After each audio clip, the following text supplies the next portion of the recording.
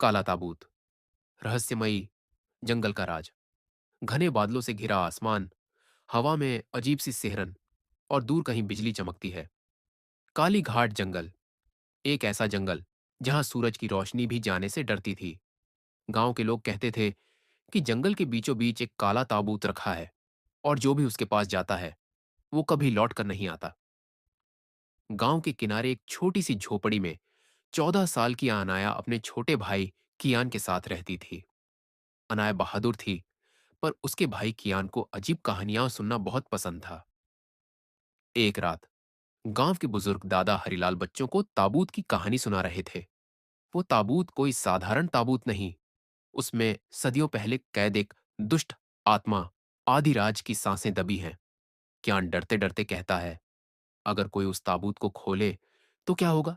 दादा हरिलाल धीरे से फुसफुसाते हैं, तब बर्बादी आएगी बेटा, मौत का साया फैल जाएगा। उस रात कियान अचानक गायब हो जाता है। सुबह होते ही गांव में हड़कंप मच जाता है। सब कहते हैं कियान को काला ताबूत खींच ले गया। गांव वाले डरकर कहते हैं, उसे भूल जाओ अनाया, जंगल में जाने का मतलब है मौत को बुलाना। लेकिन अनाया की आंखों में आंसू और हिम्मत दोनों है। वो कहती है, मेरा भाई खोया है, डर के आगे हारना नहीं, मैं उसे ला कर रहूंगी। अनाया जैसे जैसे जंगल में गहराई में जाती है, अंधेरा और गाढ़ा होता जाता है। पेड़ों की टहनियां जैसे हाथ बनकर उसे पकड़ना चाहती हैं। अचानक पीछे से आवाज आती है, क्यों आई हो यहां लड़की? वो देखती है, भूरा उल्लू गिरधर पेड़ की शाख पर बैठा है। गिरधर कहता है, काले ताबूत के पास जाने का मतलब है अपनी किस्मत को मौत के हाथ सौंपना। अनाया धीरे से कहती है, मैं अपने भाई को बचाने आई हूं, चाहे जो हो। जंगल में अनाया की मुलाकात होती है काली बिल्ली राखी से, जो छुप छुप कर उसका पीछा करती है। लाल लोमड़ी झारा से, जो मुस्कुराकर कहती है, मैं तुम्हें ताबूत तक पहुंचा सकती हूं, लेकिन बदले में तुम्हें एक वादा करना होगा। अनाया उलझन में पड़ जाती है, कौन दोस्त है, कौन दुश्मन? धुंध हटती है और दूर से एक पुराना पेड़ दिखता है जिसके नीचे रखा है काला ताबूत। ताबूत से हल्की फुसफुसाहट आती है, मुझे आजाद करो। अचानक ठंडी हवा का झोंका आता है और अनाया कांप जाती है। उसे महसूस होता है जैसे कोई उसे देख रहा है। गिरधर उल्लू अनाया को सच बताता है, सैकड़ों साल पहले एक दुष्ट तांत्रिक था, आधिराज। उसने गांवों को बर्बाद कर दिया था।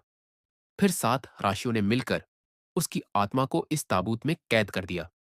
गिरधर की चेतावनी, अगर ये ताबूत खुला तो वही विनाश फिर से होगा। अनाया को पता चलता है कि ताबूत की चाबी जंगल में छिपी है। राखी बिल्ली फुसफुसाती है, चाबी मिलेगी, लेकिन जो चाबी पाएगा वो अपना सबसे कीमती चीज खो देगा। अनाया डरते डरते चाबी ढूंढने निकलती है। चाबी मिलते ही झारा लोमड़ी असली रूप दिखाती है। वो आधी राज की दूत है। झारा हंसती है, अनाया, चाबी से ताबूत खोलो और अपने भाई को वापस पाओ। लेकिन गिरधर चिल्लाता है, नहीं, ताबूत खुला तो आधी राज की तबाही आएगी। अनाया का दिल टूट जाता है। क्या मैं अपने भाई को बचाने के लिए पूरी दुनिया को खतरे में डाल दूं? अनाया आंसू पोंछती है और कहती है, नहीं, मैं अपने भाई को खो सकती हूं, लेकिन पूरी दुनिया को नहीं। वो चाबी को नदी में फेंक देती है।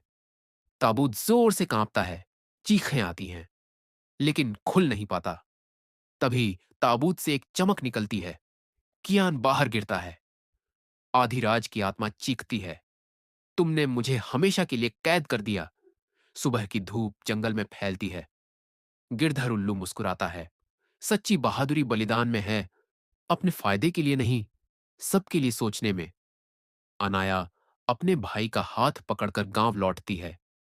गांव वाले कहते हैं, ये लड़की सिर्फ अपने भाई को नहीं, हम सबको बचा कर लाई है। सीख, सच्ची बहादुरी वही है जो दूसरों के लिए त्याग कर सके।